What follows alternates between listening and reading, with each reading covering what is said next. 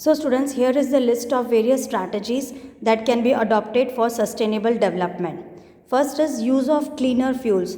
So in place of smoking, emitting fuels like coal and petroleum, such fuels have to be taken into consideration which do not produce pollution.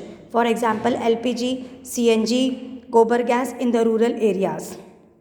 Then use of non-conventional sources of energy. The sources of energy which comes into existence in the recent past are known as non-conventional sources of energy.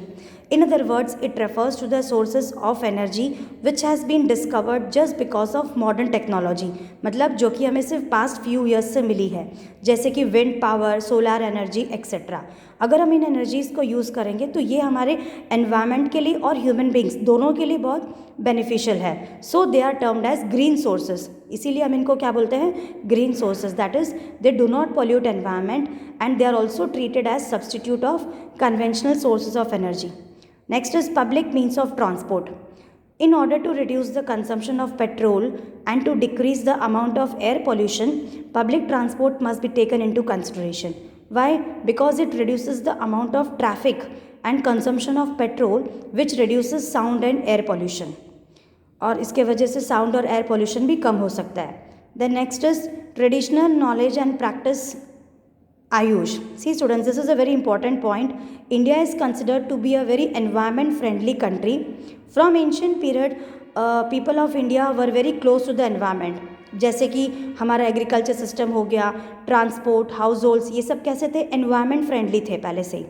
While shifting from our traditional system to the Western system, we ignore the pride and environment friendly culture of our country. So there is a need to develop Indian culture in the heart of Indian public. We have to develop the Indian culture in the hearts of Indian public. Example is Ayush. Now students, the full form of Ayush is Ayurvedic, Yoga and Naturopathy, Unani, Siddha and Homeopathy treatment of India. It has to be followed. Then next is organic farming. It is a process of producing food naturally. Organic farming सबको पता है, जो कि naturally हम लोग foods produce करते हैं. Under such farming, the use of chemical fertilizers and HIV seeds are totally prohibited. So increase in the trend of organic farming reduces the use of chemical fertilizers and pesticides, which ultimately reduces the land degradation. Moreover, agriculture through natural process will also increase the quality of food.